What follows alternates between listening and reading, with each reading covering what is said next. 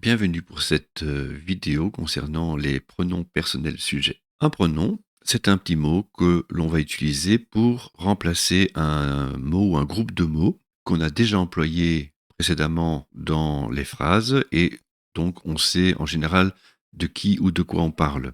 Ces pronoms sont dits personnels parce que en général, ils font référence à une personne, mais ça peut être aussi utilisé pour d'autres choses qu'une personne. Et ils sont dits sujets, car dans la phrase, ils auront une fonction de sujet de phrase.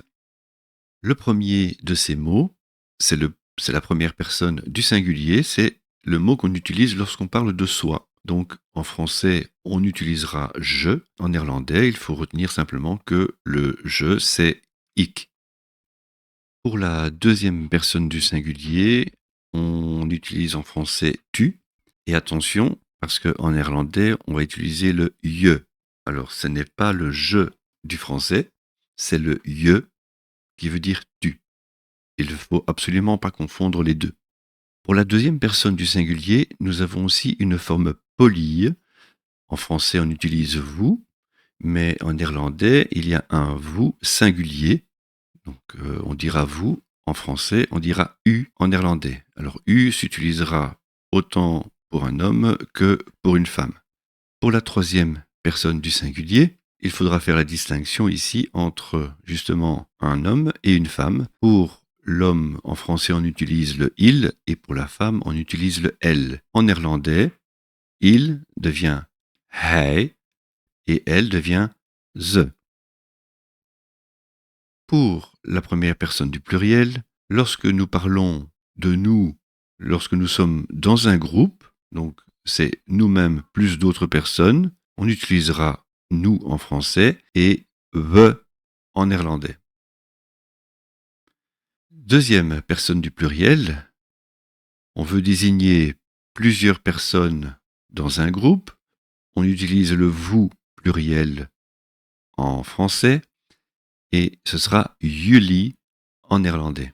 Ne pas confondre avec le U qui lui est singulier, le jullie est pluriel.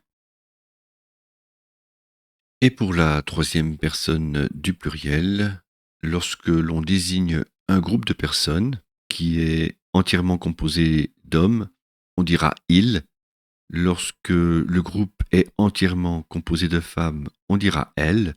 Et lorsque c'est un groupe qui est mixte, comme le masculin l'emporte, nous dirons il, même s'il n'y a qu'un homme parmi un grand groupe de femmes. En néerlandais, ce problème ne se pose pas. Que ce soit un groupe d'hommes, un groupe de femmes ou un groupe mixte, on dira ze. Donc le ze s'utilise pour n'importe quel groupe à la troisième personne du pluriel.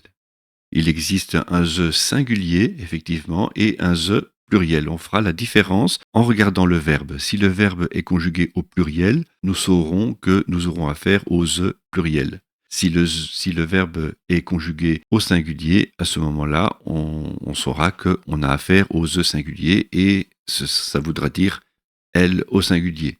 En conclusion, les pronoms personnels sujets, vous avez le tableau qui reprend les différentes personnes. Première personne du singulier, je, qui devient ik. Deuxième personne du singulier, tu, devient je. Deuxième personne forme polie, vous, devient u. Troisième personne du singulier, il, devient hij. Et le elle devient ze. Première personne du pluriel, nous, devient we. Deuxième personne du pluriel vous, ça devient jullie. Et la troisième personne du pluriel, autant masculin que féminin, cela devient ze.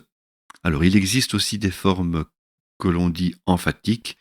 Donc le ze pourra être écrit zij, le we pourrait être écrit wij, mais ça nous le garderons pour une explication ultérieure. Je voudrais simplement que vous soyez concentrés sur les pronoms personnels présentés dans cette vidéo pour pouvoir travailler et les utiliser dans les phrases ultérieurement. Il vous suffira juste de les retenir et de savoir de quoi on parle et comment les reconnaître quand on dit the singulier ou the pluriel ou bien quand on utilise le vous pour la forme polie ou le vous lorsqu'on s'adresse à un groupe. Merci, bon travail.